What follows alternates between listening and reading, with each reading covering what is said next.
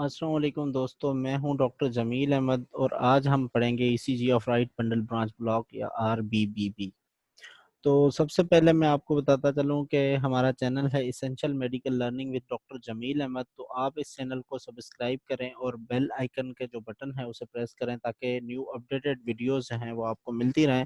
और इस चैनल की लिंक को जो है शेयर भी करें ताकि ज़्यादा से ज़्यादा लोग इससे फ़ायदा ले सकें। तो अब हम अपनी टॉपिक की तरफ आते हैं, ECG of right bundle branch block criteria के कौन सा क्राइटेरिया है जिस पे हम ईसीजी को डायग्नोज करेंगे। हमने लेफ्ट बंडल ब्रांच ब्लॉक की जो ईसीजी है उस पर डिस्कस किया था कि क्यूआरएस की ड्यूरेशन वाइडन यानी ग्रेटर देन 3 स्मॉल स्क्वायर जो है वो दोनों में मिलती है, मतलब लेफ्ट बंडल ब्रांच ब्लॉक में भी और राइट बंडल ब्रांच ब्लॉक में भी। तो सबसे पहले हमने देखना ही मतलब बंडल ब्रांच ब्लॉक के लिए है क्यूआरएस ड्यूरेशन को। अगर ये क्यूआरएस ड्यूरेशन ही ग्रेटर देन 120 मिली सेकेंड्स या 3 स्मॉल स्क्वायर्स नहीं है तो हम राइट बंडल ब्रांच ब्लॉक या लेफ्ट बंडल ब्रांच ब्लॉक के बारे में नहीं सोचेंगे। ओके, उसके बाद हमने लेफ्ट बंडल ब्रांच ब्लॉक में डिस्कस किया था कि वी1 जो लीड है उसके अंदर एस वेव नॉर्मली जैसे डोमिनेंट होती है वैसे ही डोमिनेंट होगी, लेकिन राइट बंडल ब्रांच ब्लॉक में ऐसे नहीं है कि राइट बंडल ब्रांच ब्लॉक में वी1 के अंदर आर वेव डोमिनेंट है। हमने प्रीवियस ईसीजीज में भी डिस्कस किया था कि नॉर्मली वी1 के अंदर एस वेव डोमिनेंट है यानी एस वेव आर वेव से ज्यादा होती है, लेकिन राइट बंडल ब्रांच ब्लॉक में आर वेव डोमिनेंट होती है यानी आर वेव जो है वो एस वेव की निस्बत में ज्यादा होगी है। तो ये हमें जहन में रख लेना चाहिए, ठीक है। उसके बाद हम आगे चले जाएंगे कि जो आर एस आर या बनी ईयर पैटर्न यानी बनी ईयर जो है उसकी तरह होता है, ठीक है, या नॉज्ड आर वेव कहते हैं, वो वी1 वी2 और वी3 तीनों में मिल सकती है या इनमें से किसी भी एक में मिल सकती है। अब यही बात आप जहन में रखें कि इसे जो है नॉच्ड आर वेव पैटर्न कह लें या एम वेव पैटर्न कह लें, ये बात सेम ही है। आर एस आर पैटर्न कह लें, बनीयर पैटर्न कह लें, नॉच्ड आर वेव कह लें या एम वेव पैटर्न कह लें, ये एक ही बात है। लेकिन ये आर वेव में मिलती है और मतलब जो आर वेव में मिलती है किसकी, वी1 वी2 और वी3 की। अब लेफ्ट बंडल ब्रांच ब्लॉक में यही पैटर्न मिल रहा था वी5 वी6 वन और एवीएल में, ठीक है, लेकिन यहाँ पे V1 V2 V3 इनमें से किसी ना किसी पे मिलेगा या सब पे मिलेगा। ओके, उसके बाद जो है slurred S wave in lateral leads, जो लेटरल लीड्स हैं उनमें एस वेव जो है वो स्लर्ड होती है। वो आगे हम डिस्कस करते हैं किस तरह है, कौन सी है lateral Leeds, 1 AVL V5 V6। Okay, तो हमने पहले भी बात की थी कि T wave inversion and S T depression leads V1 to V3 या V1 है। ओके, ये नॉर्मल है, ये that does not indicate ischaemia, ये हम लेफ्ट बंडल ब्रांच ब्लॉक में भी डिस्कस कर चुके हैं। तो यहाँ पे ये देखें हम ईसीजी है, ये है लीड 1 से आप चलें लीड 2 लीड 3। अब यहाँ पे हम देखें कि क्यूआरएस कॉम्प्लेक्स यहाँ से शुरू होता है यहाँ पे ख़त्म होता है। तो हम क्यूआरएस की ड्यूरेशन देखेंगे तो ग्रेटर देन 3 स्मॉल बॉक्सेस है तो हम कहेंगे क्यूआरएस वाइडेंट है। यहाँ पे भी देखेंगे क्यूआरएस वाइड मिल रहा है और यहाँ पे भी क्यूआरएस वाइड मिल रहा है, ठीक है, यहाँ पे भी देखें क्यूआरएस वाइड मिल रहा है, यहाँ पे भी क्यूआरएस ऑलमोस्ट वाइड मिल रहा है। ओके, तो क्यूआरएस की वाइडनिंग जो है वो हमारी पहली कंडीशन थी, किसके लिए, राइट बंडल ब्रांच ब्लॉक या लेफ्ट बंडल ब्रांच ब्लॉक के लिए। ओके, उसके बाद जो हमने चीज़ देखनी थी वो देखनी होती है कि वी1 में कौन सी वेव डोमिनेंट है। तो यहाँ पे हमने देखा कि वी1 के अंदर जो वेव डोमिनेंट है वो है आर वेव डोमिनेंट। नॉर्मली क्या होनी चाहिए थी, एस वेव डोमिनेंट, यहाँ पे आर वेव डोमिनेंट है। और उसके बाद यहीं पे हमने देख लिया कि ये देखें ये आर वेव है, ये एस वेव है और ये फिर आर वेव है। तो ये are S R wave pattern या एम वेव पैटर्न बन गई है, एम की तरह होना फाइनिंग हो गई है। तो हम कहेंगे कि जी वी1 के अंदर भी है और वी2 के अंदर, ये देखें ये तो टिपिकल एम बना हुआ है पूरे का पूरा, और यहाँ पे वी3 के अंदर भी एम बना हुआ है। तो हम कहेंगे कि जी इसमें क्यू आर एस वाइंडिंग है और एम वेव पैटर्न या आर एस आर जो वेव पैटर्न है वी1 वी2 और वी3 में मिल रहा है। तो हम कहेंगे कि जी ये राइट बंडल ब्रांच ब्लॉक है। ओके, ये हमने इजीली इसको पिक कर लिया। तो ये बहुत आसान होता है पिक करना। ओके, और दूसरी जो हमने पहले बात की थी क्या, एस वेव स्लर्ड होती है। तो ये देखें ये एस वेव जो है ना ये स्लर्ड है यानी ये स्लोप बना के जा रही है। ये देखें स्लोपिंग को कहते हैं स्लर्ड एस वेव।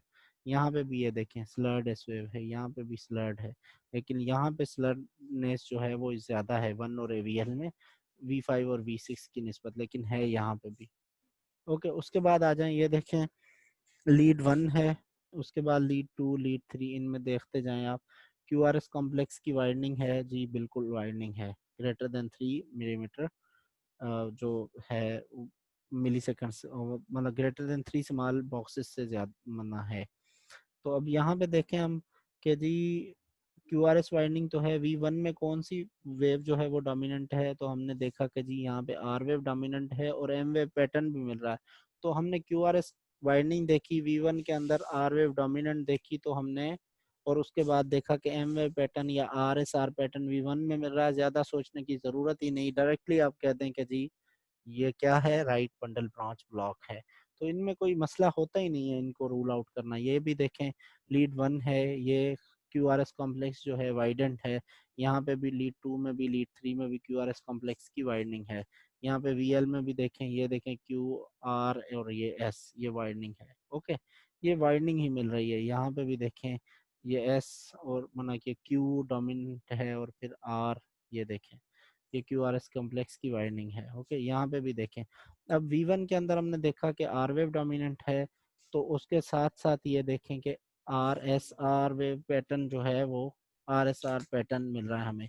जब आर एस आर पैटर्न मिले और क्यू आर एस वाइडनिंग के साथ वी वन के अंदर और आर वेव डोमिनेंट मिले, तो हम कहेंगे कि जी ये राइट बंडल ब्रांच ब्लॉक है। तो ये बहुत ही आसान होता है इन ईसीजीज को डायग्नोस करना। ठीक है। अब क्या होता है कि मसलन एस टी एलिवेशंस मिल जाएं, मसलन राइट बंडल ब्रांच ब्लॉक के साथ अगर एस टी एलिवेशन मिल जाए, तो उस एस टी एलिवेशन का मकसद जो है वो वाकई में क्या होगा, इस्कीमिया या इन्फाक्शन होगा। यानी इन्फाक्शन में एसटी एलिवेशंस मिलते हैं तो हम कहेंगे अगर राइट बंडल ब्रांच, जैसे हमने लेफ्ट बंडल ब्रांच ब्लॉक के बारे में बात की कि लेफ्ट बंडल ब्रांच ब्लॉक में अगर जो है V1 V2 V3 के साथ अगर एसटी सेगमेंट की एलिवेशन मिल रही है, तो वो कभी भी इंडिकेट नहीं करेगा किसे, इस्कीमिया या इन्फाक्शन को। लेकिन अगर से S T elevation right bundle branch block में मिले, तो वो इस्कीमिया इन्फाक्शन को इंडिकेट करेगी। लेकिन एस टी डिप्रेशन वगैरह जो हैं वो इंडिकेट इस्कीमिया को नहीं करेंगे। ये देखें, टी वेव इन्वर्जन और एस टी डिप्रेशन जो है V1 V2 V3 में अगर मिल रहे हैं इन case of right bundle branch block, तो वो इस्कीमिया या इन्फाक्शन को इंडिकेट नहीं करेंगे। डिप्रेशन, टी वेव इन्वर्जन और एस टी डिप्रेशन इस्कीमिया या इन्फाक्शन को, ये देखें ये टी वेव डिप्रेशन हैं, ये टी वेव डिप्रेशन है V2 में। यहाँ पे भी देखें ये टी वेव डिप्रेशन है, V3 में भी टी वेव डिप्रेशन है, V1 में भी टी। तो ये इस्कीमिया या इन्फाक्शन को इंडिकेट नहीं करेंगे, ये भी टी वेव डिप्रेशन है V1 के अंदर, तो ये इस्कीमिया या इन्फाक्शन को इंडिकेट नहीं करेंगे। लेकिन अगर एस टी सेगमेंट की एलिवेशन मिल जाती V1 V2 V3 में, तो हम उसे एम आई ही कहते हैं। यानी S T segment elevation in case of right bundle branch block indicates infarction, लेकिन S T segment elevation in case of left bundle branch block in leads V1 V2 V3 that does not indicate ischaemia और infarction. तो ये हमें point जो है समझने के लिए ज़रूरी थी। अब यहाँ पे ये देख लें, V1 है, क्यू आर एस कॉम्प्लेक्स है, ये देखें आर वेव डोमिनेंट है, एम वेव पैटर्न मिल रहा है, टी वेव इन्वर्जन है। यहाँ पे ये देखें एस टी सेगमेंट की क्या है, एलिवेशन है। ये देखें यहाँ पे नहीं मिल रही V1 में, ये आइसोइलेक्ट्रिक पॉइंट है, और ये देखें टी वेव इन्वर्जन है, ये हमारे लिए इंपॉर्टेंट पॉइंट नहीं है, यहाँ पे ये इस्कीमिया को शो नहीं करेगी। लेकिन ये देखें यहाँ पे ये एस टी सेगमेंट की एलिवेशन मिल रही है, so that's the interior wall M I. V2 में मिली, अब यहाँ पे देखें V3 में भी मिल रही है एस टी सेगमेंट, ये एस टी सेगमेंट है, इसकी एलिवेशन मिल रही है। ये V4 में एस टी सेगमेंट है, इसकी भी एलिवेशन मिल रही है। V5 के अंदर भी एस टी सेगमेंट है, इसकी भी एलिवेशन मिल रही है।